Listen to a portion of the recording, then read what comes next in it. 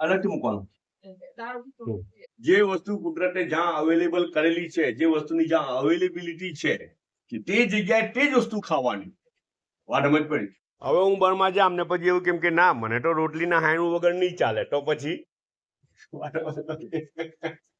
અચ્છા થોડાક દિવસ ચાલે પણ બહુ લોંગ ટાઈમ કરવા જાય ને એવી રીતે તો હેલ્થ બગડે.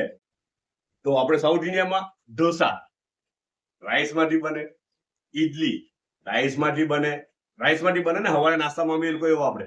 અચ્છા તો બર્મામાં એવી રીતે નાસ્તો જો સિમિલર થોડુંક, એટલે ઢોસા જેવું ખરું પણ ઢોસાથી અલગ. આ રાઈસમાંથી બનાવે છે, રાઈસના આટામાંથી. ને પછી એમાં શું લખેલું છે ખબર?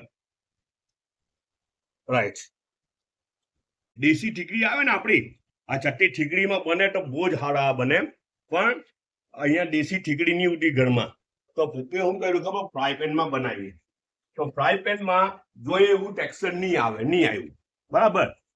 તો ખાવા સારું ચાલે. અને શું કહેવાય ખબર? મગ પીટલે ઉપરથી નાખવાનું તે વસ્તુ, આ તલ ને મીઠું અંદર રાઈસનું એ છે. પછી લીલા ધાણા બનતી વખતે નાખી ઉપરથી, જ્યારે ઠીકડી પર નાખેલું ને ત્યારે લીલા ધાણા છાંટી દીધે. ને આ ચોળા, બોળેલા ચોળા છે બરાબર, તે ઉપરથી છાંટે.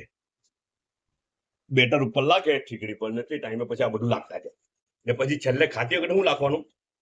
આ તલ ને મીઠું ના બળમાનું સ્નેક, એને કે મગ પીટલે, પછી મૌલિમ્બિયા, બધું બહુ આવે અલગ અલગ જાતનું રાઈસના એમાંથી બને, સ્નેક તરીકે વાપરે લોકો. નીચેનું લેયર ક્રન્ચી, ઉપરનું લેયર સોફ્ટ. જો ગજબનો ટેસ્ટ આવે, દિલ ખુશ થઈ જાય હે ને.